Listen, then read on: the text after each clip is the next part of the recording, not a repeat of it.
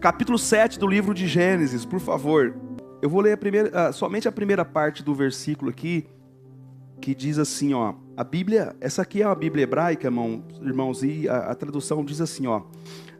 Adonai disse a Noé, ou Deus disse a Noé: vem para dentro da arca, você e toda a sua casa.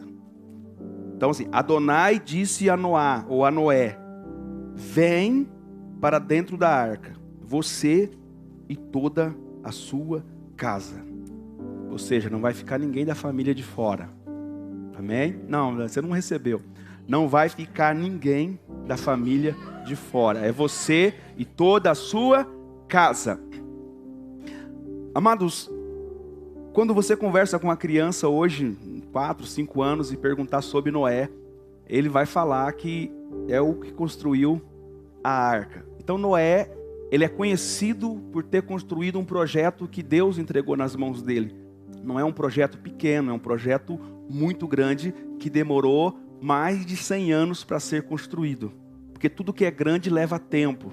Tudo que é grande precisa passar por um processo. Tudo que é grande requer tempo, requer dedicação, requer investimento e requer perseverança. E tudo que é grande você não vai conseguir fazer sozinho. Deus vai precisar colocar algumas pessoas do seu lado para você conseguir fazer a grandeza daquilo que Ele plantou dentro de você.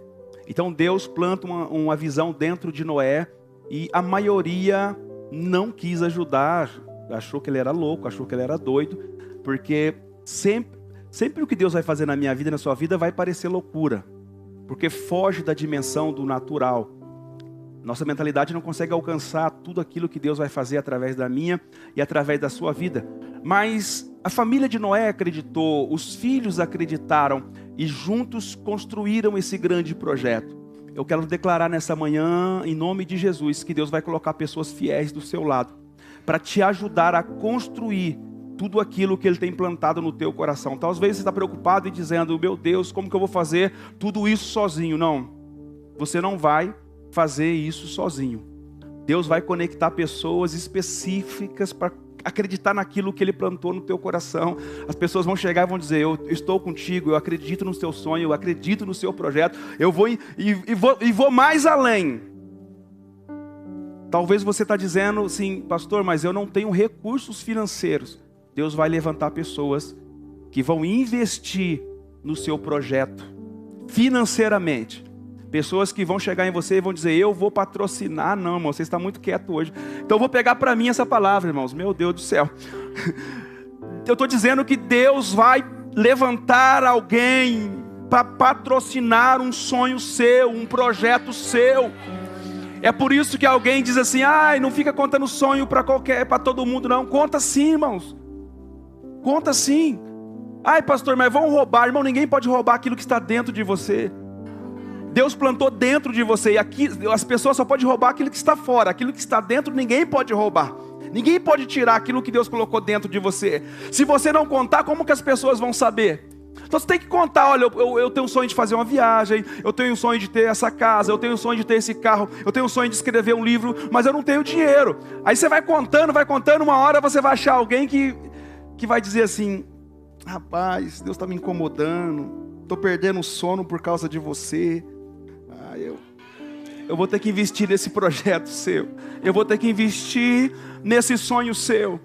E quem sabe essa pessoa não está aqui hoje pela manhã. No final do culto você faz igual gato, sabe? Abraça a pessoa assim. Meu Deus, estou sentindo um mistério aqui, algo diferente. Irmão, mas é tão grande o que Deus está colocando nas minhas e nas tuas mãos, que você não vai conseguir fazer sozinho. Você vai precisar de ajuda, e ajuda de pessoas que não são pessoas covardes, não são pessoas ingratas. São pessoas que vão pegar nas suas mãos, como pegou Ur e Arão, e levantava a mão de Moisés. A Bíblia diz que enquanto as mãos estavam levantadas, o povo de Deus prevalecia. Se prepare, porque Deus vai colocar pessoas pontuais no seu caminho. Aleluia. Amados, e aí eles constroem o projeto, eles levantam o projeto, a visão é de Deus, a dimensão é de Deus, as medidas é tudo de Deus. E Noé, ele era agricultor. Ele era agricultor. Não estava acostumado a construir barcos. Agora ele vai mudar de agricultor para ser um construtor de um barco gigante. Então Deus vai precisar dar para ele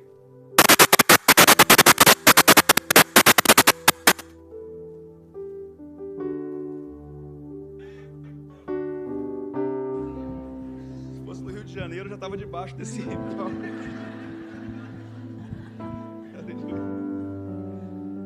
Pode deixar, Ed, eu sigo com esse daqui, meu filho.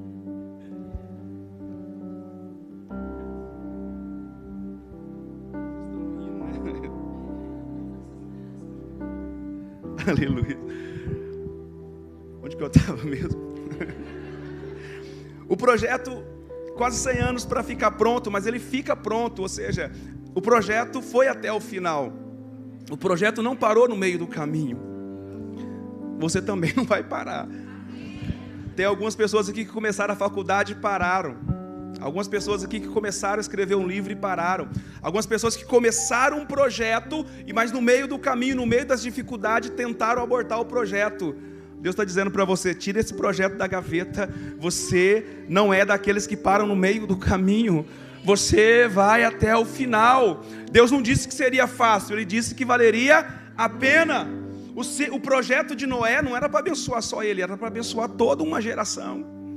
Então você não pode parar no meio do caminho, você não pode desistir no meio do caminho.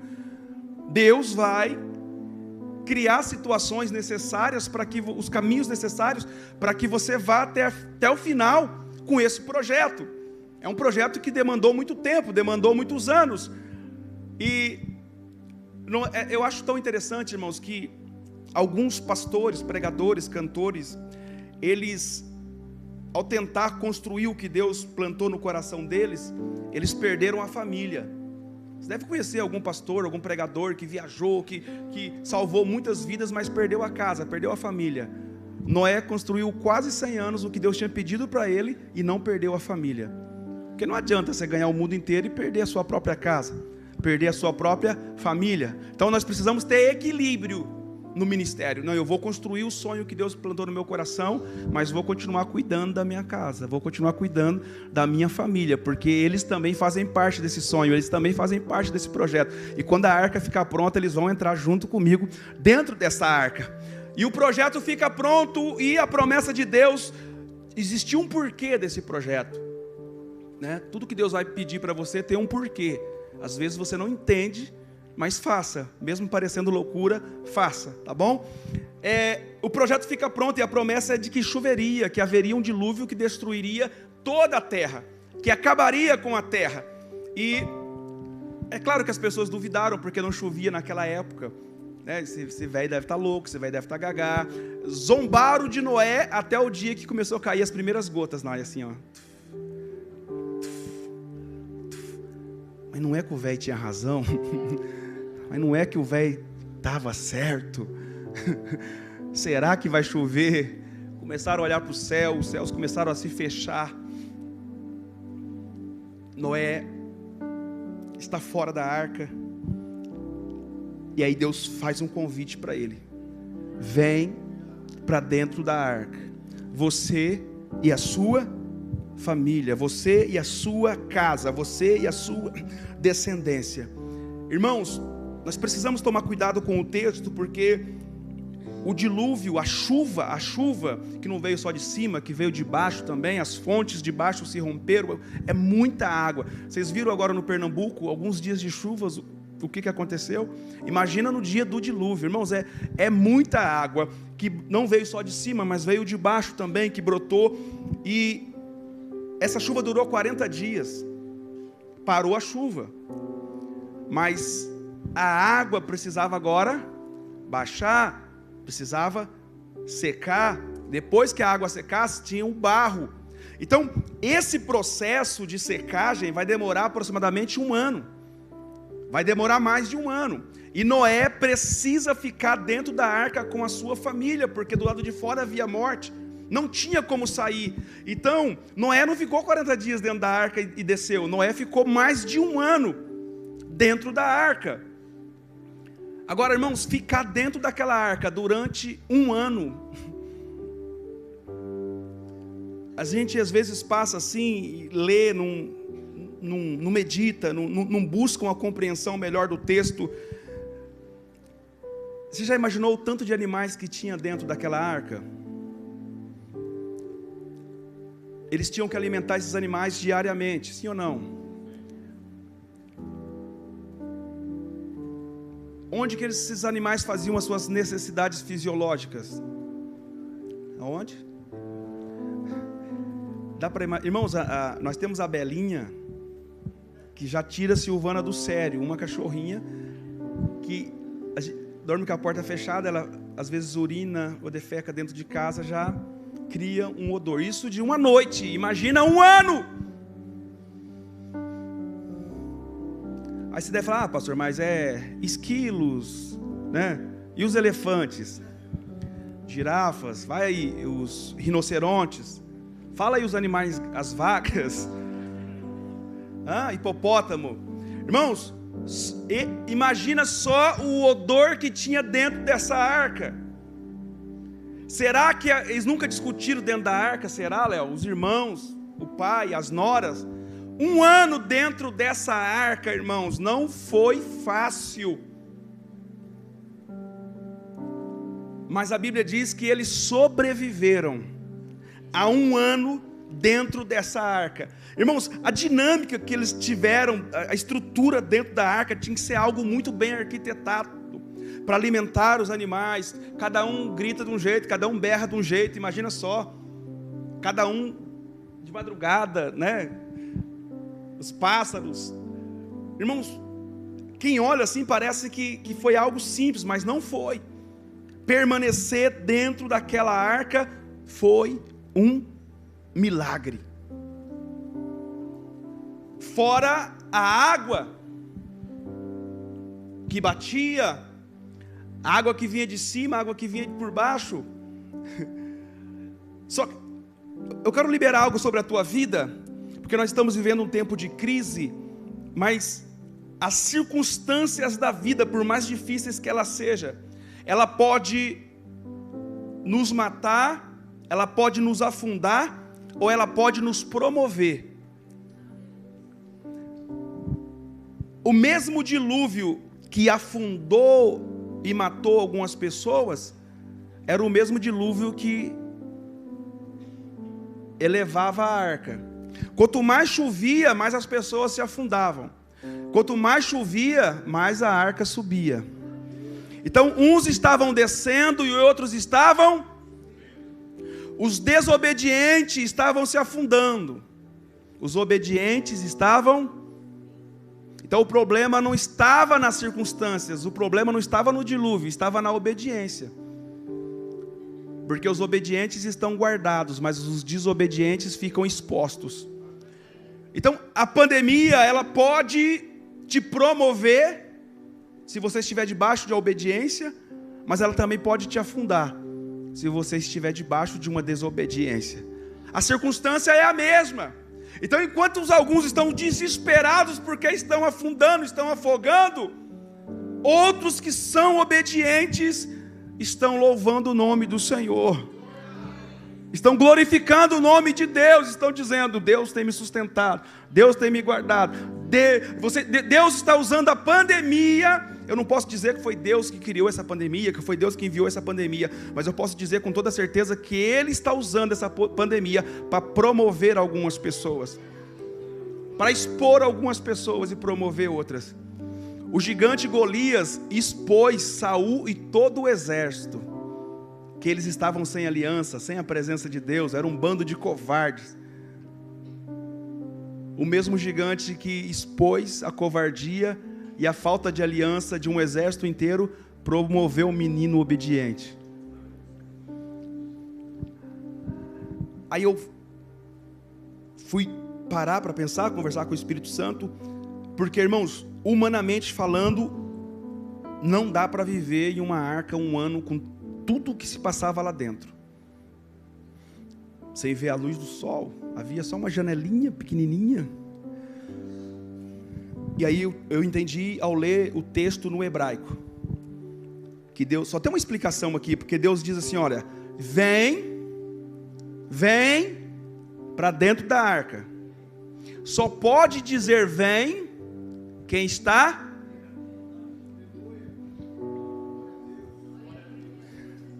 Deus não estava fora, Deus estava. Só pode dizer vem quem está dentro. Se eu estou fora, eu digo entra, vai. Mas se eu estou dentro da arca, eu digo vem. Não, só você não, você e toda a sua casa, você e toda a sua família. Então quando alguém te perguntar e disser assim, ei, no seu entendimento, como você acha que Noé, sua família, conseguiu permanecer um ano dentro dessa arca? Aí você vai dizer, porque Deus estava dentro. Tiago e Carla, por que o Altinos, depois de um mês de aberto e veio a pandemia, e grandes restaurantes fecharam, e vocês permanecem abertos? Aí o Tiago e a Carla vão responder, é porque Deus está lá dentro. Pastor, por que o meu casamento permanece de pé? Tantos casamentos, o índice de divórcio aumentou muito durante a pandemia, mas o meu casamento permanece de pé. É porque Deus está dentro do teu casamento. Pastor, porque muitas famílias se desfizeram, mas a minha família permaneceu inabalável. É porque Deus está dentro da sua família. Pastor, por que a Manassés conseguiu passar por todo esse processo de pandemia e ainda continua com as portas abertas? É porque Deus está dentro desta casa. É porque Deus está dentro deste lugar. Seria impossível você passar por algumas coisas que você passou se Deus não estivesse com você. Seria inimaginável você ter passado por algumas crises, algumas situações que vieram, que derrubou muita gente, mas não derrubou você. Afundou muita gente, mas não afundou você. Será que não dá para perceber que tem uma mão de Deus aí? Será que não dá para entender que se não fosse Deus, se não fora Deus, nós teríamos sucumbido juntos? Deus está dentro da tua empresa. Deus está dentro do teu casamento, da tua família. Deus está dentro do teu ministério. Se Deus estiver dentro, querido, você passa por qualquer situação contrária. Se Deus estiver dentro, você passa por qualquer fase da vida. Não são as circunstâncias contrárias da vida que vai te sufocar, que vão te afogar.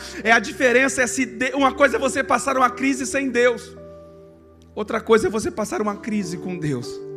Uma coisa é você enfrentar uma pandemia sem Deus, outra coisa é você enfrentar uma pandemia com a certeza de que Deus está dentro e te fortalece. E aí você dorme, você diz assim, não, eu canto, eu louvo, eu posso crer no amanhã, porque Ele vive. E Ele vive dentro de mim. Irmão, se Deus estiver dentro, nada vai te abalar, nada vai te destruir. Pelo contrário, todo vento contrário que vier, toda crise que vier, vai só te promover ainda mais. Deus vai usar as crises econômicas, políticas, crises mundiais, para poder promover ainda mais os obedientes, para promover ainda mais os teus filhos. Então assim, quanto maior a crise, maior o nível que Deus vai te colocar, maior o nível que Deus vai te exaltar. Então assim, um conselho: procure manter Deus dentro, procure manter o Espírito Santo do lado de dentro. A Bíblia fala de uma igreja em Laodiceia que era a igreja top, mas Jesus estava do lado de fora. E aí Jesus vai dizer para eles: olha, vocês são pobres, nus, cegos, miseráveis e desgraçados. Aconselho que de mim compre colírio. Deus não estava dentro, Deus estava do lado de fora. Não adianta ter uma estrutura sem Deus. Toda estrutura só é benéfica se Deus estiver do lado de dentro.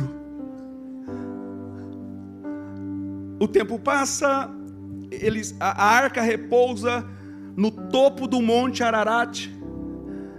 E ali eles vão passar mais algum tempo até o barro secar, vai soltar o corvo, vai soltar a pomba vai trazer um pequeno galinho de oliveira, anunciando que era o tempo de descer, era o tempo de iniciar um novo ciclo, era tempo de iniciar uma nova fase, era hora de recomeçar. Diga comigo, era hora de recomeçar.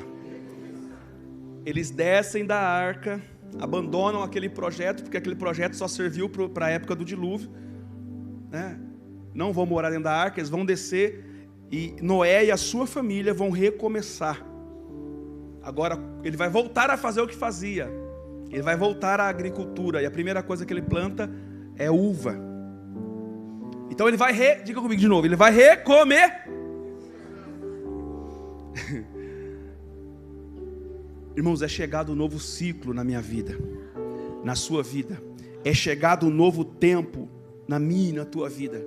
E talvez você está dizendo, como é que eu vou agora, depois de tudo que eu passei, recomeçar? Queridos, com Deus você pode recomeçar quantas vezes for necessário.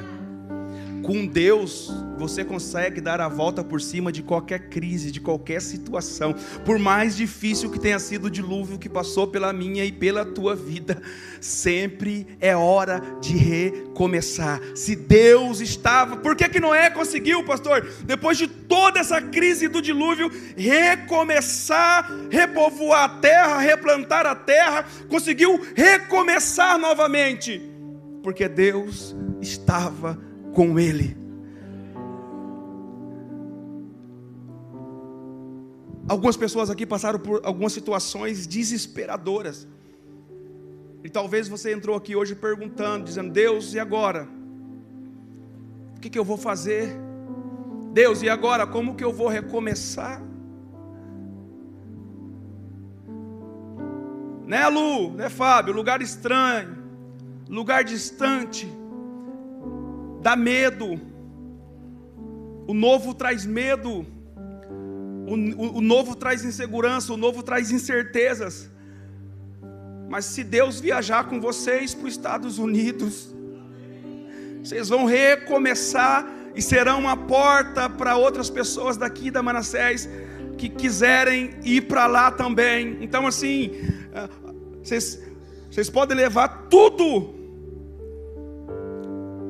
e não ter sucesso, mas vocês podem ir sem nada.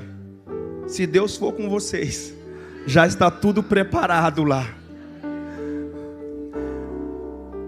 Queridos, o homem e a mulher de Deus, que teme a Deus, que obedece a Deus e que tem Deus por dentro, por mais difícil que seja uma situação, Jó passou por isso, Noemi passou por isso, tantos homens e mulheres de Deus passaram por isso e conseguiram dar a volta por cima, recomeçar, e o final não foi um final de frustração, o final não foi um final de derrota. Eles não terminaram na lama do dilúvio, mas pararam em cima do monte Ararat. Aleluia! Irmãos, Moisés, até na hora de morrer, Moisés morreu no alto. Deus disse a Moisés, você não vai morrer nos vales do deserto, sobe no monte. Eu subi nesse monte, irmãos, e realmente de lá dá para você ter uma visão ampla de outros lugares, de outras cidades. Ele sobe lá do alto, ele tem uma visão linda, e ele morre lá em cima no alto. Você não vai terminar embaixo, querido. Você vai terminar no alto. Deus escreveu a minha e a sua história. E o final é um final de vitória. O final é um final de sucesso. Sucesso na ótica de Deus, não do homem, tá bom? Sucesso na ótica de Deus e não do homem. Não tenha medo de recomeçar. Não tenha medo de dar a volta por cima.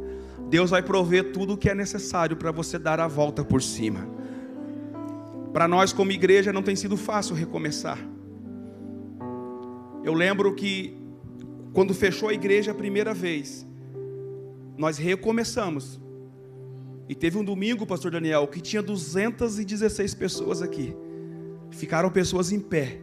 Aí nós anunciamos o segundo culto. Olha, a partir do domingo que vem vai para o segundo culto, porque não está cabendo mais. Na quinta-feira que antecedia o domingo, fechou tudo de novo. Até os supermercados fecharam. Eu tentei sair para comprar alguma coisa, mas as filas dos mercados já estavam virando. Eu disse, eu não vou. Tinha alguma coisa dentro de casa ainda que supriria mais alguns dias. Depois eu fiz encomenda pelo celular. Passou essa segunda fase do fechamento. O culto que nós tivemos mais pessoas aqui foi no primeiro retrô, 157 pessoas. Não tem sido, irmãos, fácil recomeçar com quantidade de pessoas, financeiramente. Durante a pandemia nós nunca deixamos de pagar aluguel do prédio. Nunca deixamos de pagar a luz, a água, a energia. Não tem sido fácil recomeçar. Eu confesso para você que eu pensei em desistir. Eu confesso para você que eu pensei em jogar tudo para o alto. Mas Deus está conosco. Nós estamos recomeçando. Deus levou algumas pessoas e Deus trouxe outras pessoas. E nós vamos recomeçar. Nós vamos dar a volta por cima. Nós não vamos parar. Nós somos daqueles que avançam. Nós somos daqueles que não lançam a mão do arado e volte para trás. Não desista do teu chamado. Não desista do teu ministério. Não desista da tua família. Não desista dos teus sonhos. Não desista dos seus projetos. Se Deus estiver dentro, não importa o que aconteça, não importa o que você vai passar, vai dar certo, vai acontecer, em nome de Jesus. Você pode se colocar de pé, por favor?